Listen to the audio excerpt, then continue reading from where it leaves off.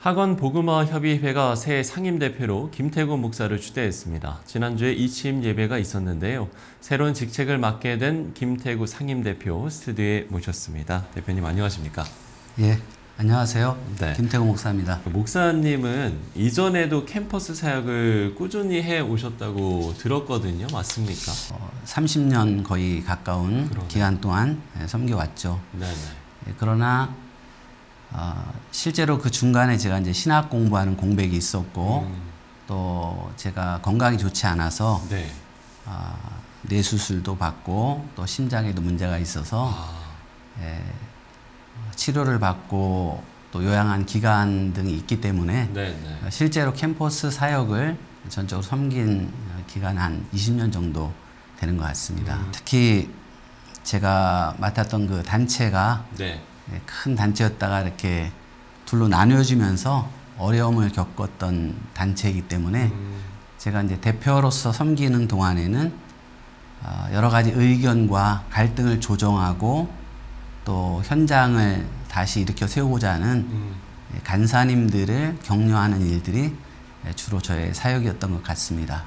우리가 다음 세대 사역의 중요성을 얘기를 안 해볼 수가 없을 것 같아요. 어떤 말씀을 좀 해주실 수 있을까요? 가장 먼저 다음 세대 사역을 우리가 감당하지 못하면은 결론적으로 미래가 없게 되는 건데 가장 먼저 피부로 와닿는 것이 아마 신학교인 것 같습니다.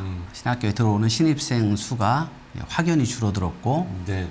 또 숫자만 줄어들 뿐만 아니라 거기에 들어오는 학생들이 이제 선교단체 등에서 훈련을 받고 어느 정도 준비된 가운데 들어와야 되는데 그렇지 못한 경우가 많이 있어서 신학교 교수님들의 아주 걱정이 많다는 것을 제가 여러분에게 들었습니다. 또 그 여파가 이제 결국은 또 한국 교회에도 그대로 가게 되고요.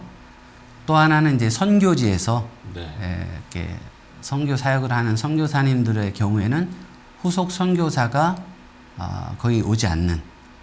그래서 우리가 캠퍼스 사역이 다음 세대를 감당하지 못할 때 그 영향은 바로 교회와 선교지 또 신학교까지 전 분야에 걸쳐서 나타나는 것 같습니다. 이런 점도 좀 있을 것 같아요. 아무래도 좀 시대가 변하고 세대가 좀 달라지면서 이런 부분에 있어서도 사역 자체가 상당히 좀 어려워졌을 것 같다는 생각도 들거든요. 그 젊은 이들과 우리 기성세대는 약간의 차이는 있지만 같은 문화를 공유하면서 이렇게 왔기 때문에 우리가 다음 세대라고 말할 수 있었는데 지금 세대는 다음 세대뿐만 아니라 우리 기성세대와는 다른 세대가 되어버렸습니다. 그래서 그들과 가장 이제 사역적으로 이렇게 어려움을 느끼는 부분은 공감하기가 어렵고요. 그 다음에 공감이 잘 안 되니까 소통에 어려움이 있습니다. 사실 그럼에도 불구하고 여전히 뭐 지속되는 저력도 있을 것 같거든요. 뭐 저력이라고 표현할 수도 있겠지만 저는 일단은 하나님의 은혜라고 표현을 하고 싶습니다. 시대가 이렇게 바뀌고 세대가 바뀌어도 여전히 복음은 능력이 있다는 것을 실감하게 됩니다. 반면에 이제 또 그런 가운데서 하나님이 하시지만 사람을 통해서 하시지 않습니까? 그 현장에서 섬기는 간사님들의 많은 수고와 눈물이 있었다는 것도 기억을 해야 될 것 같습니다. 그래서 전반적인 캠퍼스 단체들 상황은 단체마다 좀 차이는 있지만 우리가 작년과 올해 쭉 이렇게 보고서를 검토해 봤을 때 잘 선방하고 있었다. 이 정도로 볼 수 있겠습니다. 다음 세대에 관한 여러 가지 우려의 목소리가 있는 것도 사실입니다만 그럼에도 불구하고 한국교회의 희망은 결국 다음 세대가 아니겠습니까? 그렇습니다. 이런 희망들 어디에서 좀 찾고 계십니까? 우리가 이제 숫자적으로 보면 많이 줄었기 때문에 좀 염려하는 부분이 있습니다. 또 저나 우리 선배님들 세대가 워낙 그런 복음의 추수기를 경험했기 때문에 어떻게 보면 그때가 상당히 부흥기였다고 맞습니다. 얘기할 수가 있겠죠. 그때 그 상황이 우리 자신도 모르게 하나의 기준이 돼서 보다 보니까 지금 캠퍼스 사역 상황이나 청년 사역이 좀 많이 부족해 보이고 그렇게 보일 수는 있을 것 같습니다.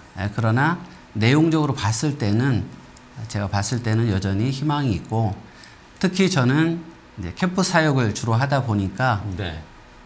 이렇게 어려운 상황에서 캠퍼스를 섬기겠다고 자원하는 신입 간사들이 꾸준히 나온다는 게 저는 굉장히 희망적이라고 봅니다. 특별히 한국교회와의 협력도 지속적으로 좀 이어져야 되지 않겠습니까? 아까 제가 말씀드린 것처럼 선교단체들이 굉장히 선방하고 있지만, 내용을 좀 더 들어가 보면은 이제 기존 크리스찬들에게 교육하고 훈련하고 그들을 이제 성장시키는 일은 잘 감당하고 있는데, 넌 크리스찬들에게 복음을 전해서 그들이 예수님을 믿고 또 훈련을 받고 지역교회에 담기는 이 사역은 상대적으로 많이 위축되어 있습니다. 그래서 그 부분을 위해서 기도가 필요하고, 저희 선교단체들도 그 부분을 우리 어떻게 길을 열어갈 것인가 지혜를 모으고 있습니다. 이제 올해도 얼마 남지 않았고요. 2024년에 어떤 주요 사역들 그리고 기도 제목들 나눠주시면서 오늘 이야기 마무리 짓도록 하겠습니다. 하나님 역사에서는 어려움이 항상 어려움만으로 끝나지 않는 것 같습니다. 또 우리에게 주는 유익이 있는 것 같습니다. 그래서 선교단체 이 학복의 연합체인데, 과거에는 각 단체들이 어려움 없이 잘 할 때는 역설적으로 연합이 잘 안 됐습니다. 예. 그런데 다들 어려움을 겪고 현장 사역이 잘 안 되니까 마음이 낮아지고 연합의 마음이 생겼습니다. 그래서 지금 현재는 그 선교 단체들 사이에 이런 관계적인 연합이 잘 형성되어 있습니다. 그래서 이 관계적인 연합을 기초로 이제 사역적인 연합을 펼쳐가려고 기도하고 있습니다.